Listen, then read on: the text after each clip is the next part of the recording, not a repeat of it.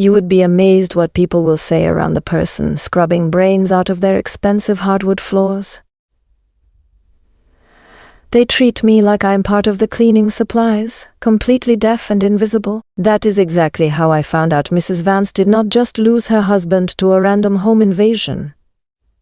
She paid for the bullet, and I have got the blood-soaked receipt sitting in my back pocket. The industrial-grade hydrogen peroxide foams white when it hits organic matter. It makes this soft fizzing sound, like a freshly opened soda. I spent 3 hours on my hands and knees in the Vance estate's primary bedroom, listening to that fizz while I scraped what was left of Richard Vance out of the grout lines of the custom Italian tile. The copper stench of old blood was thick enough to coat the back of my throat, but the enzymatic cleaner overpowered it with a sharp synthetic citrus burn that made my eyes water. Through the cracked double doors leading to the master suite, I could hear Eleanor Vance. A grieving widow is supposed to sound a certain way. I have been in this line of work for 6 years. I know the ragged, wet breathing of a woman whose world just collapsed. I know the hollow silence of pure shock.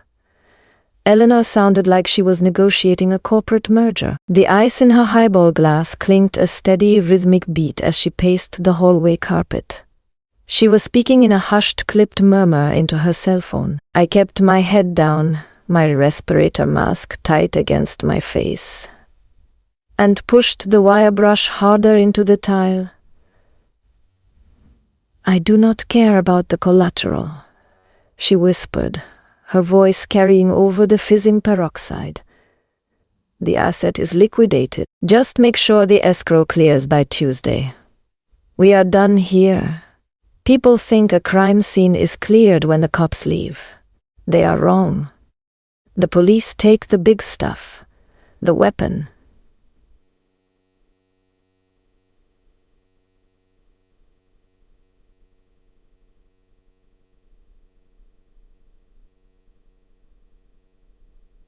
They leave the soaked clothes the paramedics cut open. They leave the shattered skull fragments embedded in the drywall. I found the burner phone zipped inside a hidden, waterproof lining of Richard's golf bag, buried under a pile of blood-soaked towels. The M's had left behind. The phone was dead, but wrapped around it with a rubber band was a folded piece of heavy cardstock. My latex gloves were slick with Richard. I should have just tossed the whole bundle into the red biohazard bag bound for the incinerator. That is company policy. You do not snoop. You do not play detective. You sanitize. You deodorize. You invoice. But Eleanor's ice kept clinking. Tap, tap, tap against the crystal glass. The sheer arrogance of it crawled under my skin. I peeled the cardstock open. The ink was slightly smeared at the edges from the dampness of the towels, but the words were perfectly legible. It was a handwritten ledger, an offshore routing number, a date matching yesterday, and a single terrifyingly mundane sentence. Pest control. 50% upfront, 50 upon removal. A shadow fell across the bedroom floor. I shoved the phone and the cardstock deep into the front pocket of my disposable Tyvek suit, just as Eleanor stepped into the doorway. She was wearing pristine white silk loungewear. Not a drop of her husband on her. She stared down at me. Her eyes were flat, entirely devoid of the moisture she had displayed for the lead detective 2 hours ago. "Are you almost finished down there?" she asked. Her tone implied I was buffing a minor scuff mark, not erasing the violent termination of her marriage. "Just wrapping up the sanitization, ma'am," I said, keeping my voice flat, deferential. "The invisible maid. The team will be out in 10. She gave a tight, almost imperceptible nod and walked away.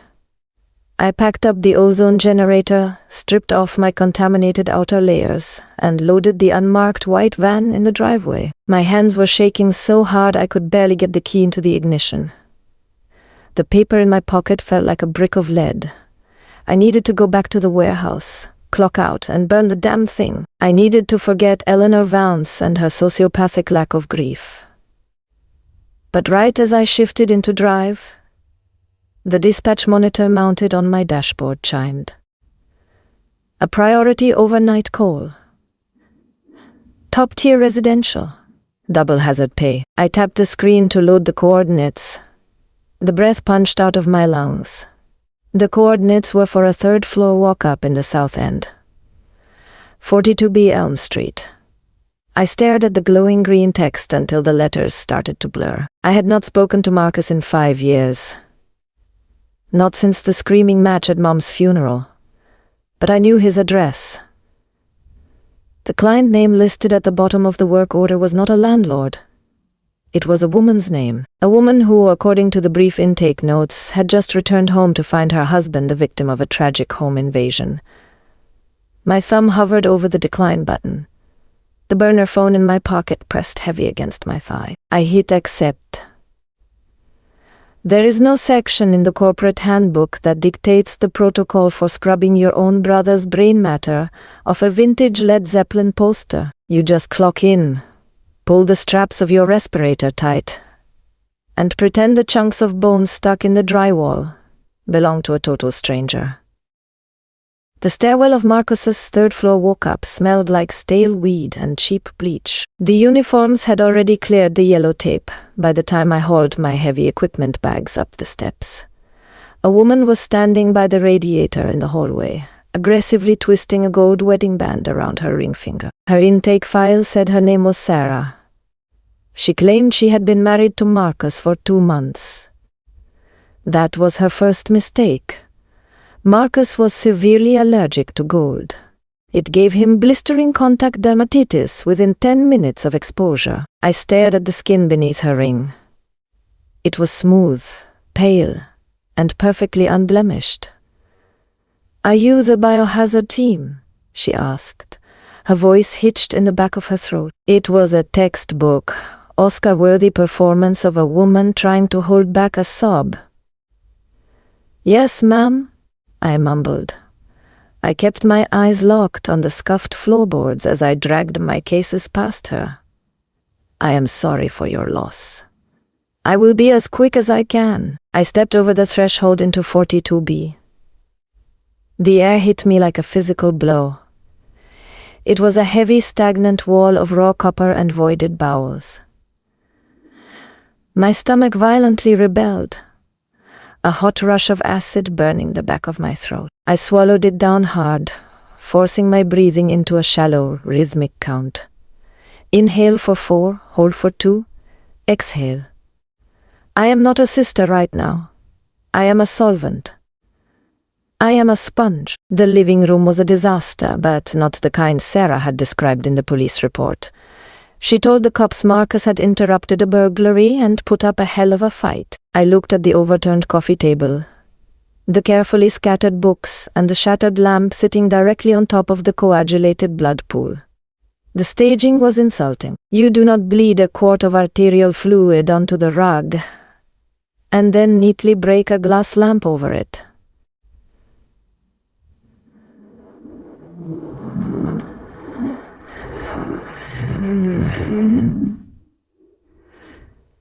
The real story was painted on the wall behind Marcus's favorite thrift store armchair. It was a perfect, uninterrupted fan of high-velocity impact spatter. He had been sitting down. He had been completely relaxed. Whoever shot him walked right up, stood at a casual conversing distance, and pulled the trigger. He knew them. He let them in. I sprayed the enzymatic foam over the worst of the carpet, the white bubbles instantly turning a sickly, frothing pink as they ate away the biological material. I could feel Sarah watching me from the hallway. The weight of her gaze felt like a physical pressure at the base of my neck. "He was a good man," she offered, her tone dripping with practiced melancholy. "He did not deserve this." I merely grunted, keeping my head down and dragging the industrial wire brush across the soaked rug fibers. I needed to get closer to that armchair. Our father was a paranoid mechanic who trusted floor safes about as much as he trusted the IRS. He taught Marcus and me how to hollow out the wooden legs of heavy furniture to stash emergency cash. I shifted my weight, knocking my knee hard against the chair to loosen the front right leg. "Do you need me to move that?" Zara stepped forward, her voice suddenly dropping an octave.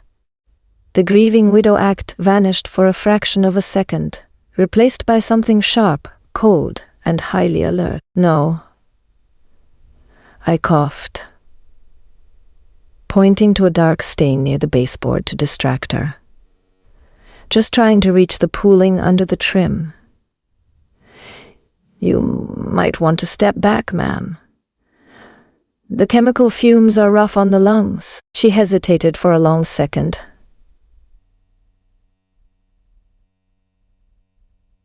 Then slowly retreated back to the hall.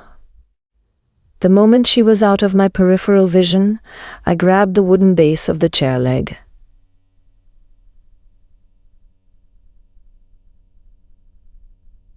It unscrewed with a quiet squeak of dry wood. I slipped my gloved fingers into the hollowed cavity.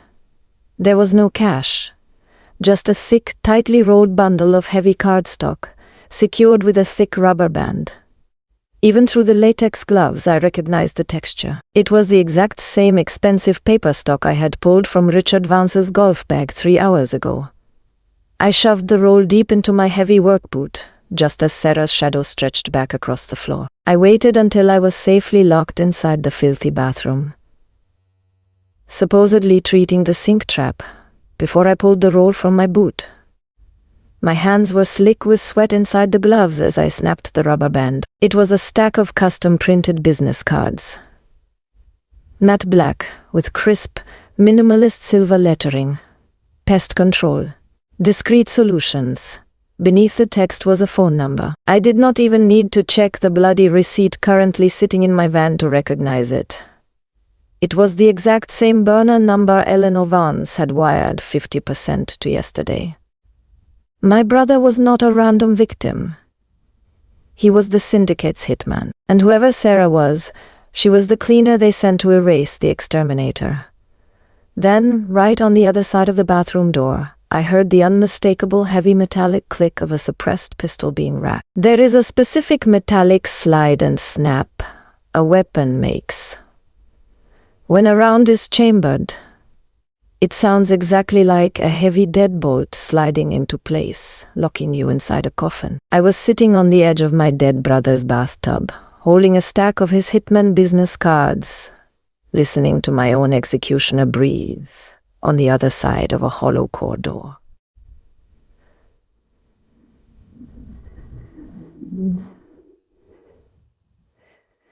The irony tasted like pennies and old coffee on my tongue. Marcus always said I was wasting my life scrubbing other people's filth.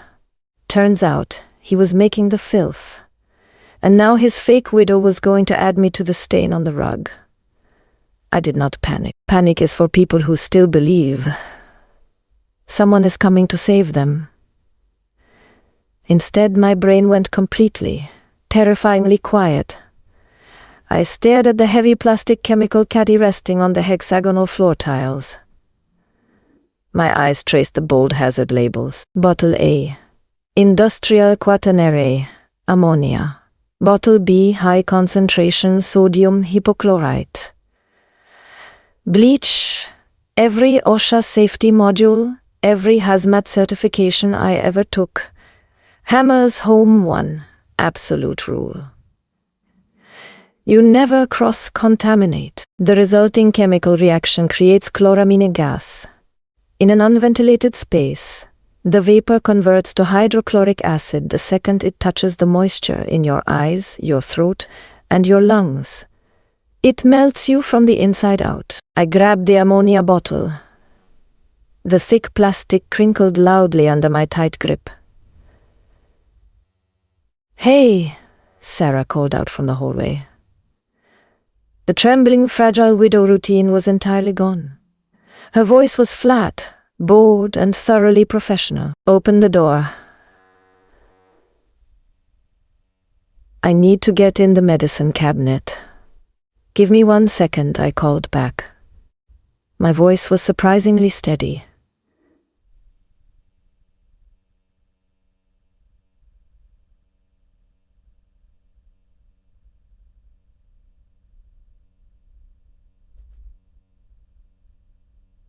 It splashed violently against the porcelain. I said, "Open the door." The doorknob rattled, a hard, impatient twisting motion. I reached for the bleach. I squeezed my eyes shut, held my breath, and poured it directly into the ammonia. The hissing sound was immediate, like a nest of angry snakes waking up.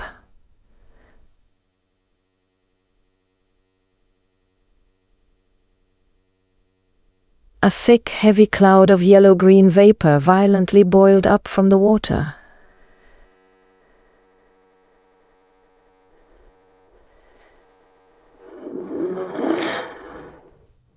The ambient temperature in the tiny room spiked. Even with my eyes shut tight, the fumes seeped in, stinging with a sharp, acidic bite that made my tear ducts flood instantly. I grabbed a hand towel off the rack, shoved it under the running sink faucet, and pressed the soaked fabric hard over my nose and mouth. I backed into the shower stall, pressing my spine flat against the cold fiberglass wall. A heavy thud shook the doorframe. She was kicking the wood. "Open it," she barked. Another kick.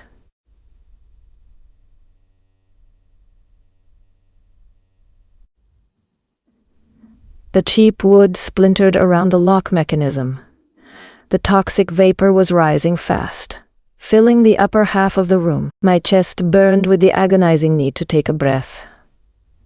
But I kept the wet towel clamped tight, burying my face into my own shoulder. On the third kick, the door violently blew open, slamming against the drywall. Sarah stepped in. The heavy black silencer of her pistol entering the room first.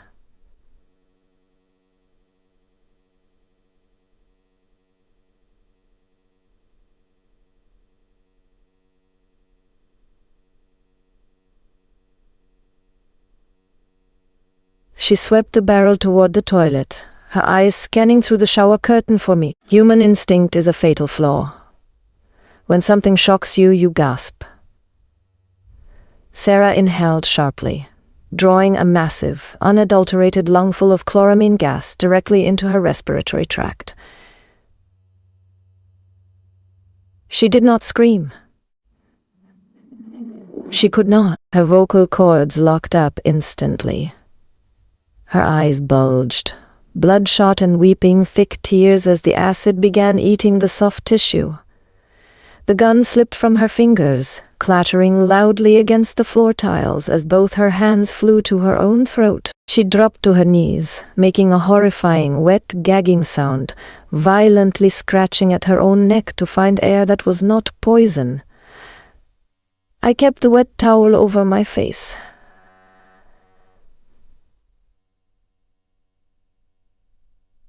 And I walked right past her convulsing body. I kicked the pistol away from her twitching hands, scooped it up, and stumbled out into the hallway, pulling the ruined door shut behind me to trap the gas. I ripped the towel away, violently sucking in the stale apartment air, coughing until I tasted a hot metallic flavor at the back of my throat.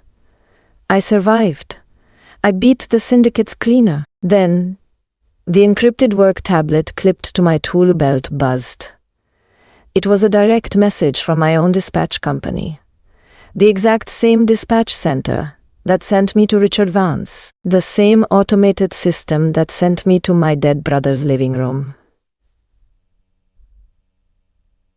I wiped my streaming eyes.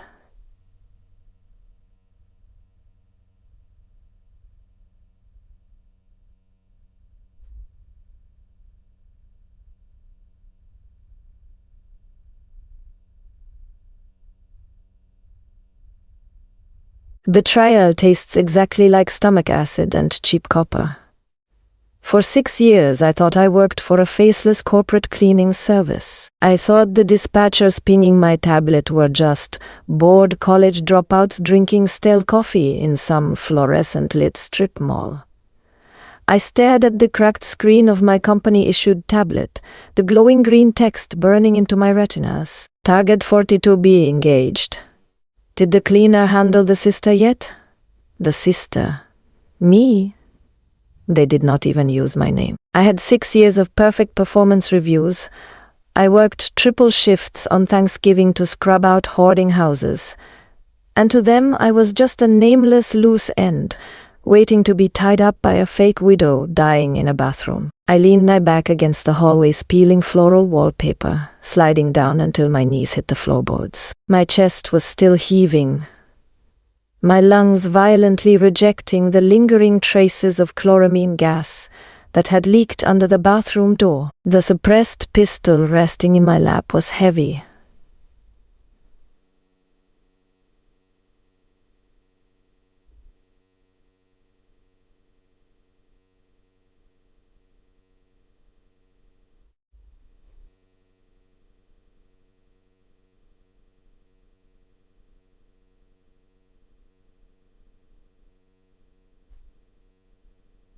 In the bathroom, the wet, ragged thumping of Sarah kicking the vanity cabinet had finally stopped.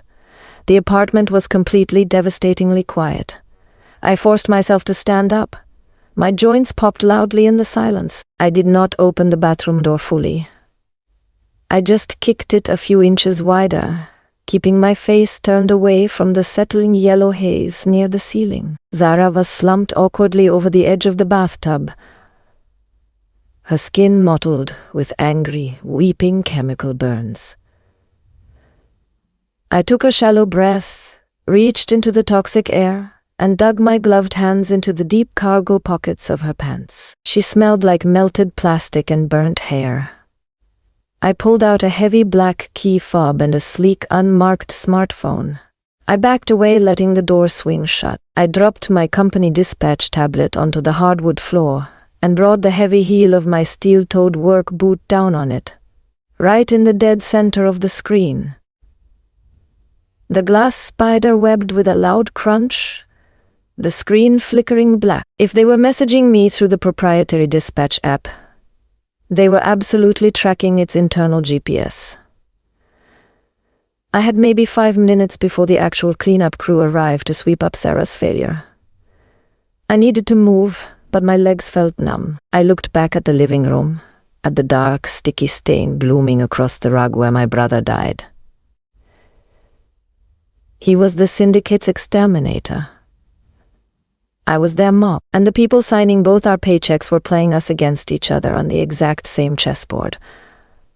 I swiped my thumb across Sarah's phone screen. No passcode. She was too arrogant to lock it while she was on an active job. It opened straight into an encrypted, untraceable chat thread. I scrolled up, my thumb leaving faint, bloody smears on the glass. I scrolled past the authorization to execute Marcus. I scrolled past the wire transfer confirmation for Richard Vance's widow. I kept swiping until I hit a photo attachment time-stamped 3 days ago. My breath caught hard in my throat. It was a surveillance photograph taken from across a dark street.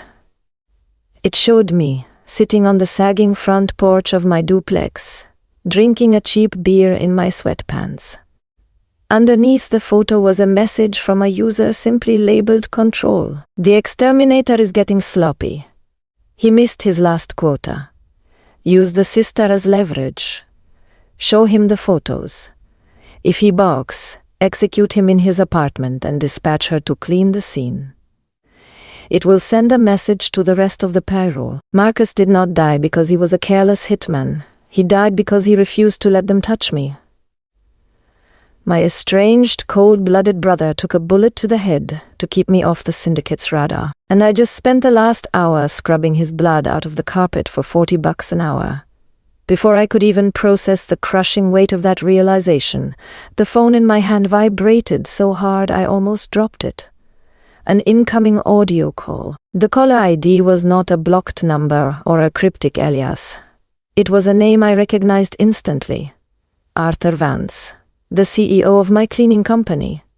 The brother of the man I scraped off the floor 3 hours ago. I pressed accept, lifted the phone to my ear, and listen to him breathe. There's a strict unspoken etiquette when answering a dead woman's phone. You never say hello, you just press the speaker tight against your ear, close your eyes, and wait to see who breathes first. The line was dead quiet, save for the faint rhythmic hum of a luxury car, engine idling somewhere in the background. My thumb hovered over the red disconnect button on Sarah's screen, trembling so violently I almost dropped the sleek glass device into the toxic slush of my brother's hallway. Then Arthur Vance's voice leaked through the earpiece. It was the exact same smooth,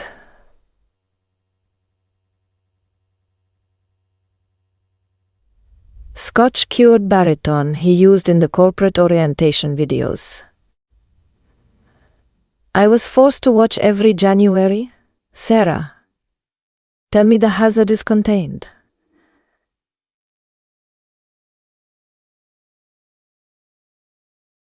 I stared at the coagulated blood pool sinking into Marcus's thrift store rug, matching the rhythm of my shallow breathing to the purr of Arthur's engine. I am looking at the telemetry from her dispatch tablet, Arthur continued, his tone carrying a mild, irritated sigh.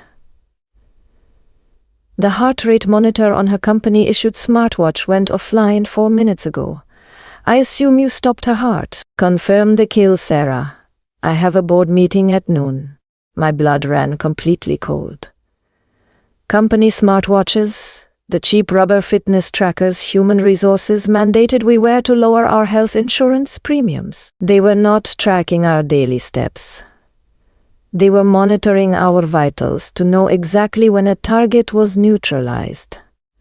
I reached up with my free hand and violently tore the rubber strap off my left wrist, snapping the plastic buckle in half. I let the watch clatter uselessly onto the hardwood floor. Sarah? The silence stretched. The bored irritation in Arthur's voice morphed into a sharp, predatory focus. Her telemetry just spiked to 140 before dropping to 0. You didn't kill her. You let her take the watch off. I pressed my dry lips together. I wanted to scream.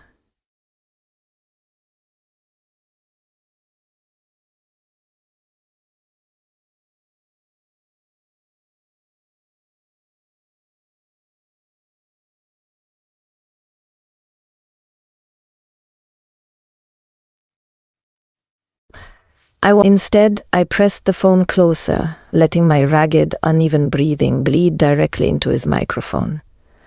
A soft, dark chuckle echoed through the receiver. It was the sound of a man who just found an interesting new toy. Well, hello, cleaner. I suppose congratulations are in order for surviving probation. Marcus always said you were resourceful. Terribly stubborn, but resourceful. My grip on the heavy, suppressed pistol tightened until my knuckles burned. You killed your own brother. The words felt like crushed glass tearing my throat on the way up.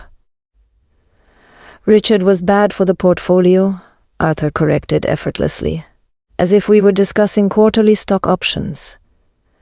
He developed a conscience, a fatal flaw in this industry. I paid your brother to handle him.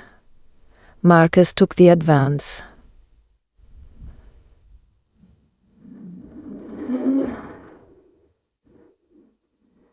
Got cold feet, and threatened to expose the syndicate if I did not let him walk. So I sent Eleanor to finish Richard, and I sent Sarah to finish Marcus. And me? I whispered, glancing back at the yellow chemical haze still clinging to the bathroom ceiling. You are the punctuation mark at the end of the sentence, Arthur purred. Did you really think you found that bloody ledger in Richard's golf bag by accident? My dear, you are holding the bag.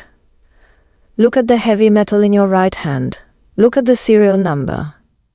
I lowered Sarah's gun. I tilted the weapon toward the pale morning light, filtering through the grime-caked living room window. Stamped into the cold steel barrel was not a standard manufacturer code. It was a custom engraving. "R. Vance, we didn't send Sarah to murder you." Arthur's voice dropped to a whisper, dripping with venomous satisfaction. "We sent Sarah to stage a suicide.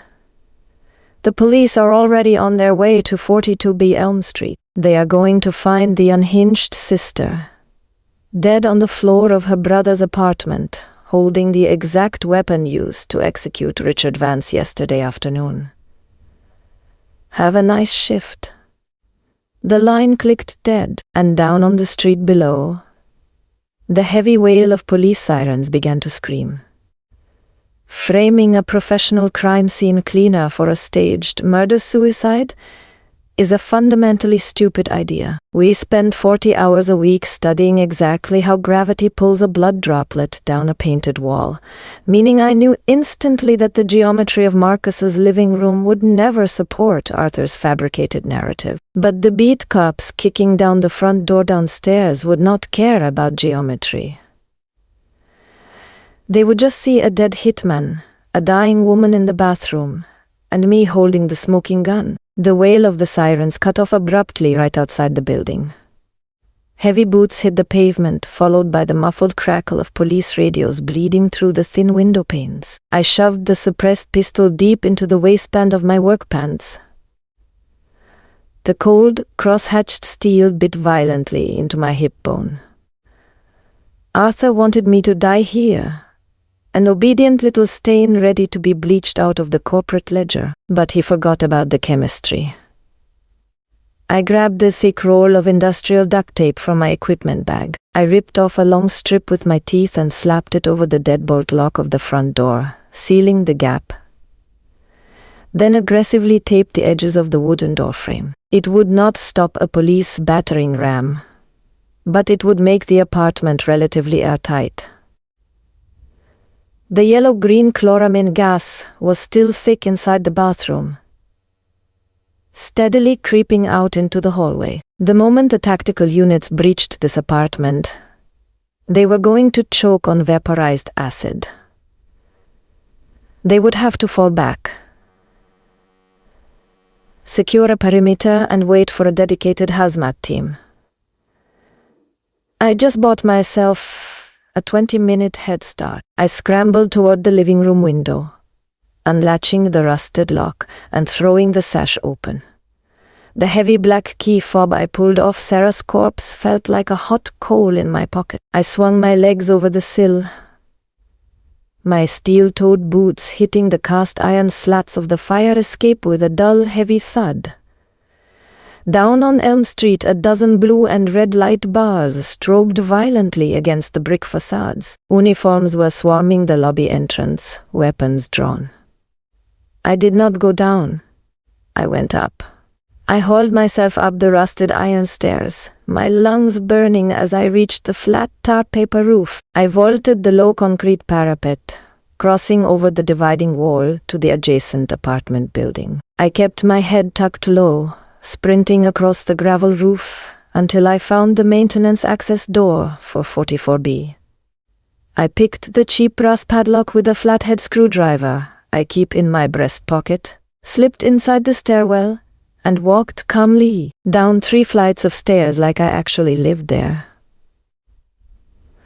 When I pushed through the front lobby doors and stepped out onto the sidewalk, I was a full block away from the flashing police barricade. I was just another tired, invisible blue-collar worker heading to an early shift.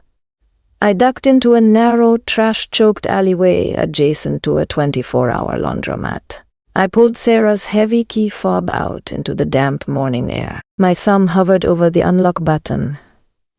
If Sarah was a top-tier cleaner for a syndicate of wealthy murderers, she did not take the subway to a hit.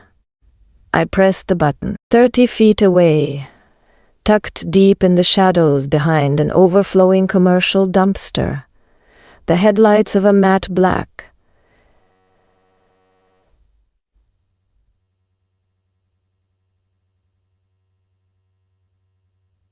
heavily tinted Mercedes SUV.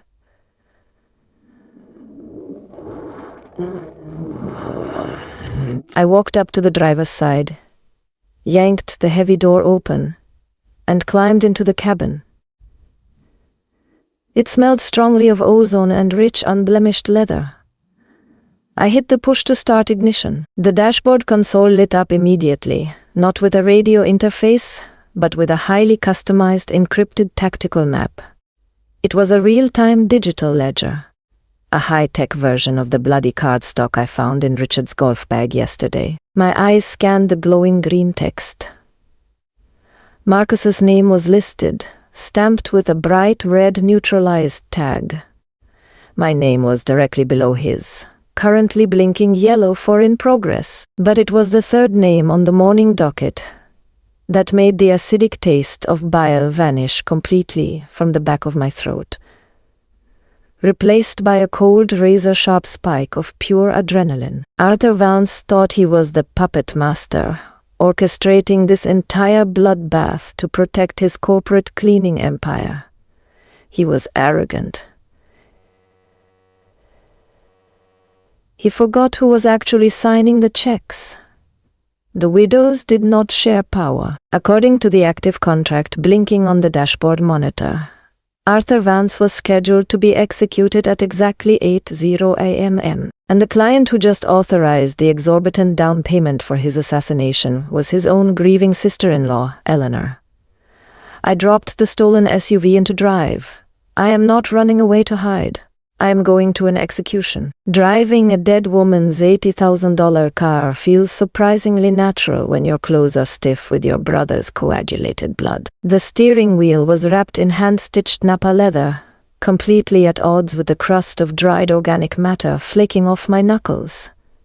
The digital clock on the dash flipped to 7:14 a.m. I had 46 minutes. I navigated the morning commuter traffic like a ghost. I didn't turn on the radio. I just listened to the heavy, suppressed weight of Richard Vance's pistol knocking against my thigh every time the SUV hit a pothole. My brain kept rewinding to the hollow, amused sound of Arthur's voice on the phone. "You are the punctuation mark."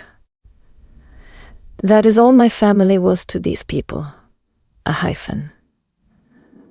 A period, a dirty smudge to be bleached out of the corporate ledger before the quarterly earnings report. Vance Global Tower sits right in the belly of the financial district. It is a towering obelisk of mirrored glass that reflects the city back on itself.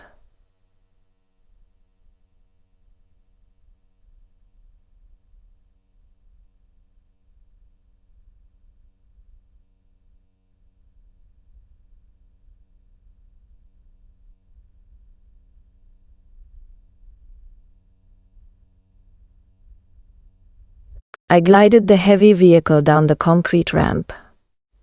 The bunker was completely empty.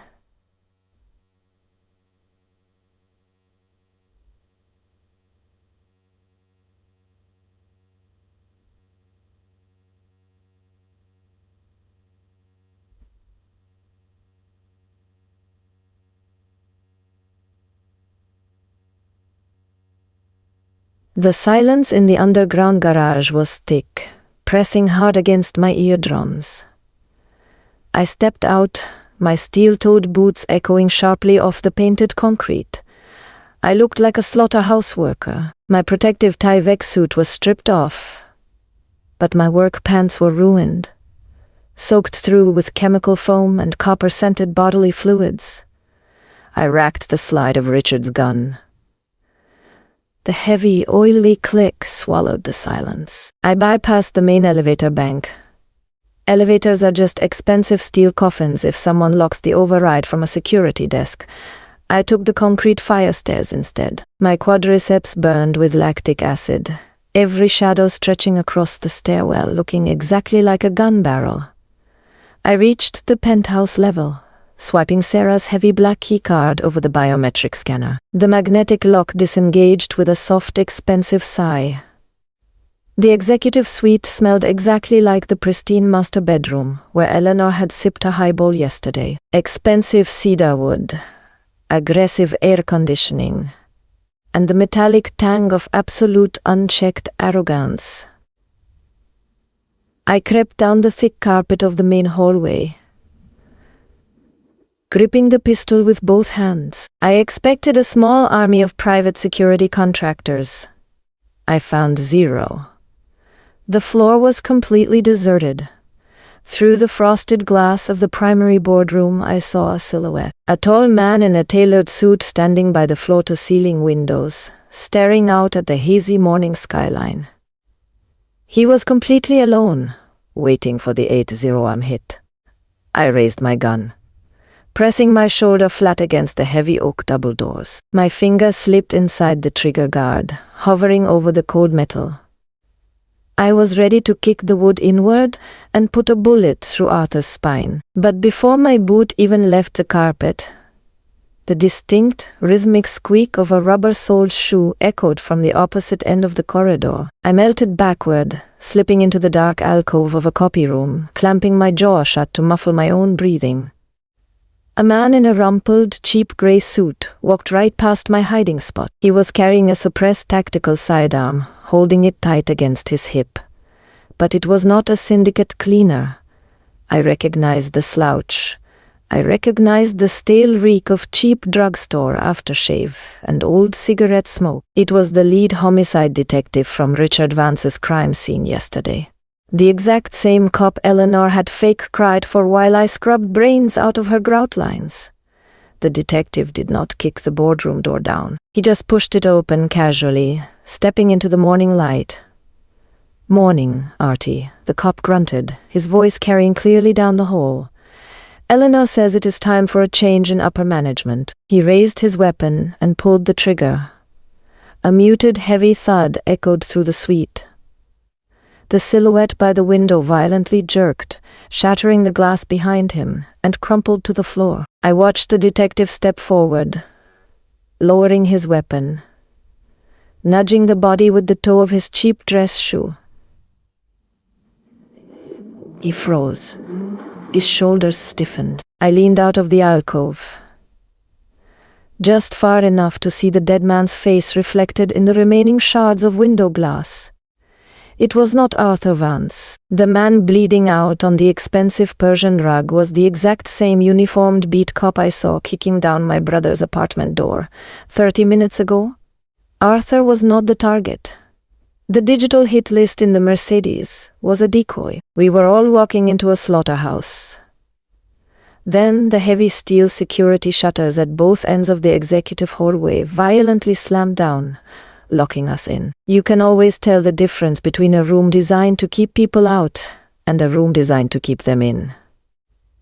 It comes down to the air pressure. When the heavy steel security shutters violently slammed down over the elevator banks and the fire exits, my eardrums popped. The gentle, white noise hum of the executive HVAC system died instantly, sucking the oxygen out of the corridor to create a hermetic seal. I was trapped in an 80-story glass cage with a corrupt cop and a bleeding decoy. The corridor plunged into absolute darkness for a fraction of a second before the backup generators kicked in, bathing the expensive cedarwood panels in a harsh, throbbing crimson emergency light. The homicide detective in the boardroom panicked. I heard his cheap rubber soles squeak aggressively against the Persian rug as he backpedaled away from the bleeding body. I did not cower.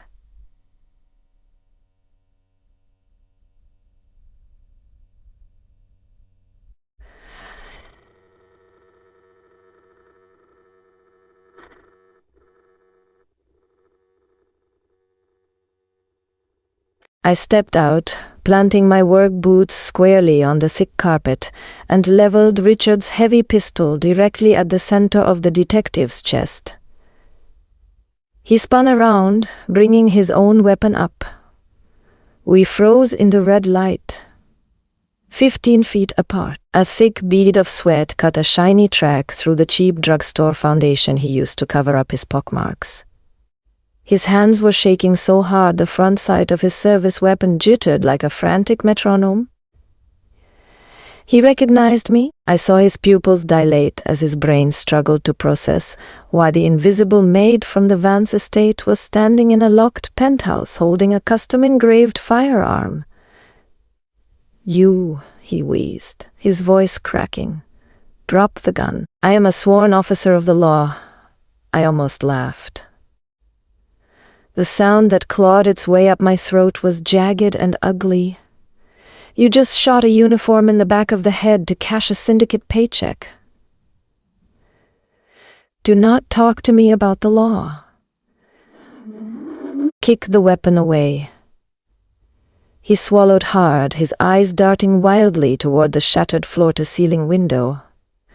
Then back to the dead cop bleeding out on the floor. "He was supposed to be Arthur," the detective muttered, desperately trying to rationalize his own botched hit. "Eleanor said Arthur would be standing by the glass. Right on cue."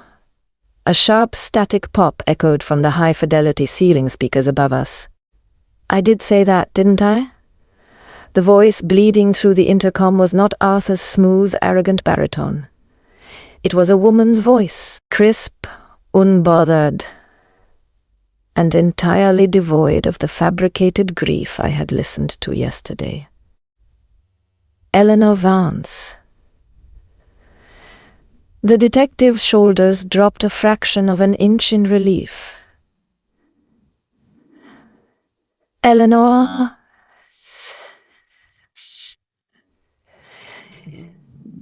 "You need to raise the shutters and get me out of here before building security breaches the floor."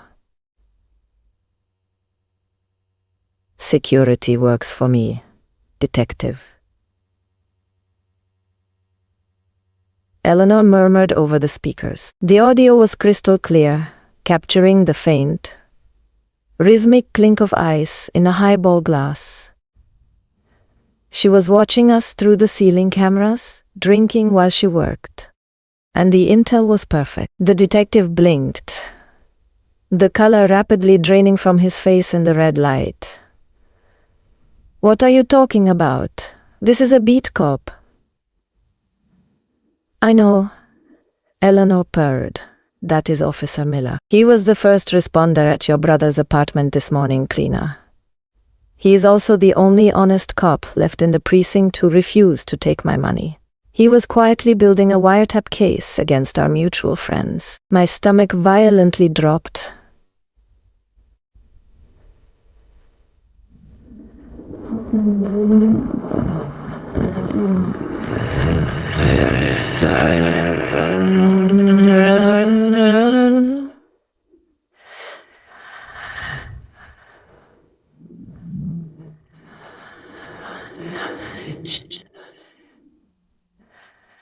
"Arthur has been dead in the trunk of my car since midnight," Eleanor stated casually, twisting the psychological knife with surgical precision. "It is amazing what you can accomplish with a deepfake audio synthesizer and a hacked phone." She had faked Arthur's voice on my call in the apartment. She had lured me here.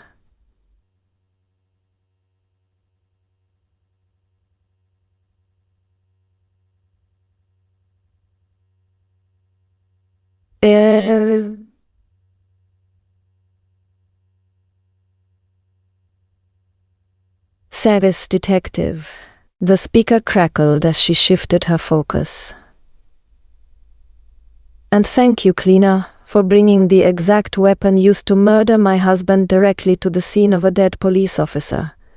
The SWAT team is currently in the lobby. I told them a deranged woman who murdered her own brother is holding a hostage on the top floor. They have orders to shoot on sight." The intercom cut out with a dull click, leaving us buried in the heavy, suffocating silence of the red-lit cage. "Put 2 starving rats in a sealed steel bucket, and they will never try to chew their way out. They just immediately start eating each other." The homicide detective was staring at me through the throbbing crimson emergency lights, his bloodshot eyes blown wide, looking exactly like a rat sizing up its final meal. The air in the locked penthouse was thick and stale, rapidly filling with the acrid metallic stink of fresh gun smoke. It burned the back of my throat, masking the expensive cedarwood scent of the hallway. The detective's hands were trembling so violently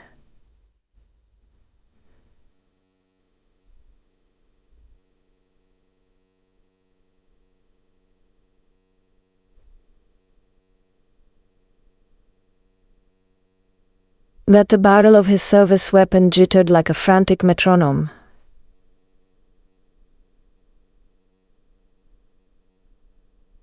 "I can still walk out of here," he stammered, his voice raw, desperately trying to construct a reality that did not end with him in a body bag. "I badge the tactical team when they breach.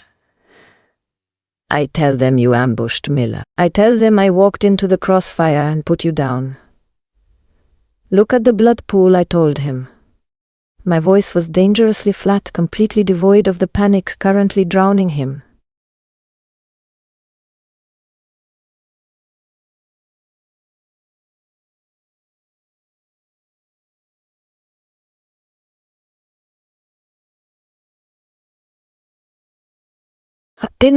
I just pointed down at the ruined Persian rug. He swallowed hard, his eyes darting to the spreading dark stain beneath the deadbeat cup. "Look at the high-velocity spatter on the glass behind him," I continued.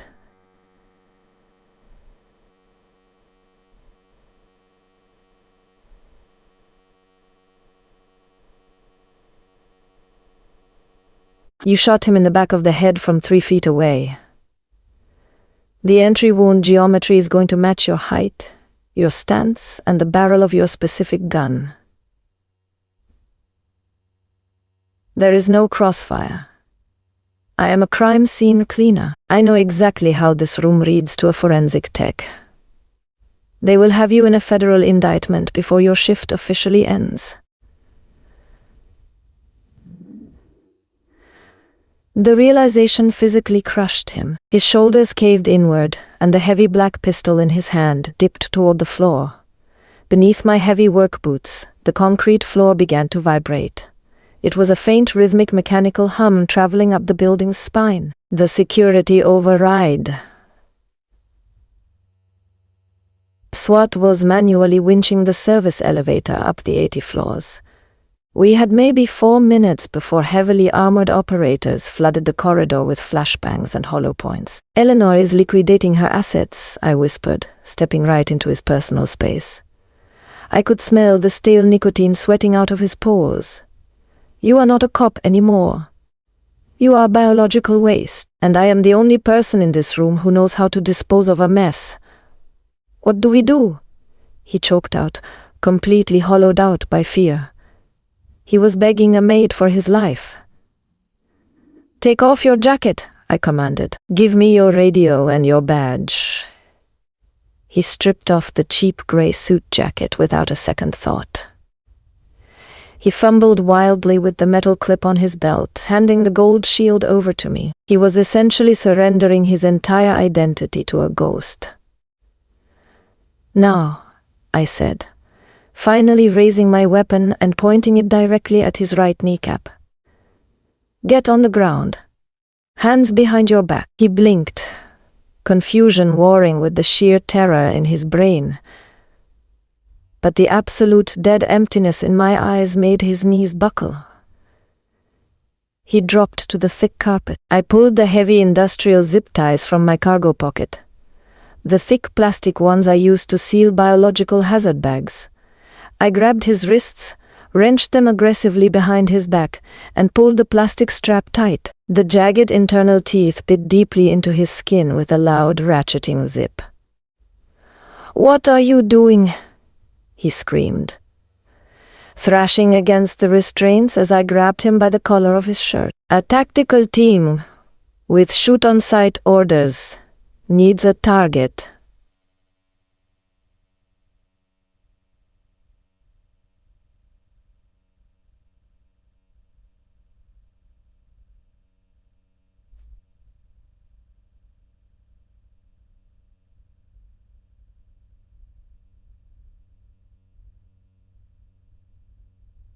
If they breach and see an active threat.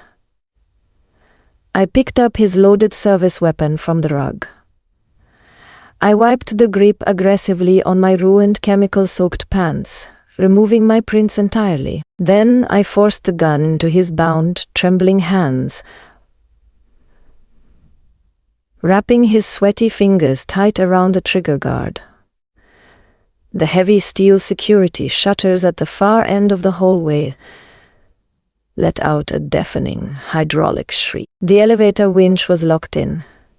The tactical breach was seconds away. I grabbed the bleeding corpse of Officer Miller by the belt and violently hauled him directly on top of the detective, pinning the corrupt cop to the floor under 200 pounds of dead weight. In the strobing red light, it looked exactly like a cornered shooter using a downed officer as a human shield.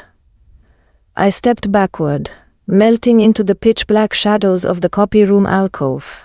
Completely invisible, the heavy steel doors blew off their hinges with a concussive blast that shattered the rest of the boardroom windows.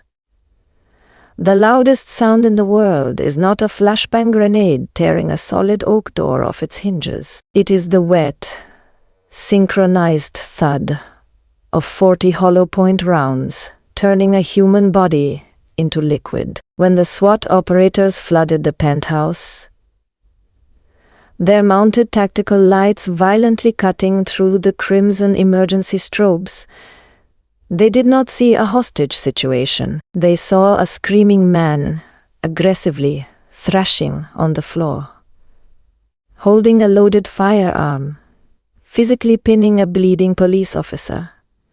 They did not shout warnings. They did not negotiate. They just pulled their triggers until their magazines clicked empty. I stood perfectly still in the pitch-black alcove of the copy room, the concussive wave of the breach ringing in my teeth. The smell of burnt cordite and pulverized drywall instantly swallowed the expensive cedarwood scent of the hallway, while a dozen heavily armored men yelled into their radios, desperately applying tourniquets to a cop who was already dead. I calmly slipped the detective's rumpled gray suit jacket over my shoulders. I pinned his gold shield to the breast pocket. I kept my head down, stepped out into the blinding dust cloud, and walked right past them down the fire stairs. In absolute chaos, nobody questions the person walking with a purpose. I drove Sarah's $80,000 Mercedes out of the subterranean garage just as the first ambulances wailed into the plaza. I did not drive to a bus station.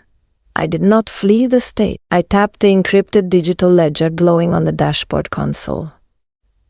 Eleanor thought she was an untouchable ghost pulling strings from the clouds, but arrogance always leaves a digital footprint. The secure network feed she used to watch the penthouse cameras was routed directly back to the primary IP address of the Vance estate. The exact same house I spent 3 hours sanitizing yesterday. I knew every blind spot in her security system. I knew every entry point. I knew exactly which window latch on the ground floor was permanently rusted open. The industrial-grade hydrogen peroxide foams white when it hits organic matter. It makes this soft fizzing sound, like a freshly opened soda. It was 3:00 a.m.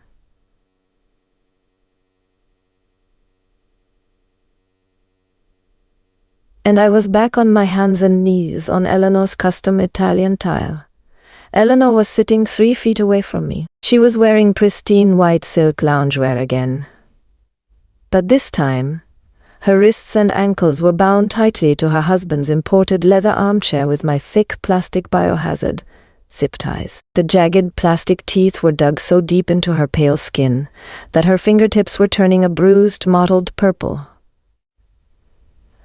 I had sealed her mouth shut with the same heavy-duty duct tape I used to trap the chloraman gas in my dead brother's apartment. Her eyes were completely bloodshot, dilated with a raw primal terror she could not fake. I did not bring Richard's gun. I brought the digital tablet from the Mercedes. I placed it on the floor between us, the screen glowing brightly in the dim ambient light of the master suite. It displayed the master control panel for the syndicate's offshore routing network. "You were right, Eleanor," I whispered. My voice was completely flat, drained of any anger or triumph. I reached out with my gloved hand and wiped a streak of my brother's dried blood directly across the pristine white silk of her knee. She violently flinched, a muffled sob vibrating through the duct tape as she tried to pull away from the filth. "The asset is liquidated. But you broke the golden rule of pest control. You left the mop unattended." I pressed my thumb against the biometric scanner of Sarah's encrypted tablet. The system authenticated the cleaner override protocol. With one tap, I rerouted $50 million of untraceable syndicate blood money into a decentralized digital wallet. With a second tap, I forwarded the unredacted ledgers, the blackmail photos, and the raw surveillance footage of the botched penthouse hit directly to the FBI field office server. I stood up, securing the straps on my chemical caddy. I left her there in the dark, sweating and hyperventilating in the exact spot where she had signed the check to execute her husband. She was going to spend the rest of her life in a federal supermax, assuming the remaining syndicate widows did not pay a guard to get to her first. I walked out the front doors of the estate,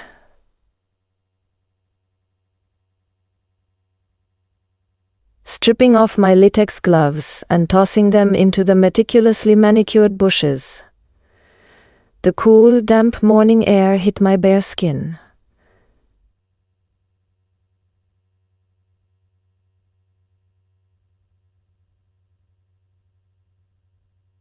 But I knew, as I listened to the distant wail of federal sirens cutting through the night, that the stain is never really gone. It just changes color.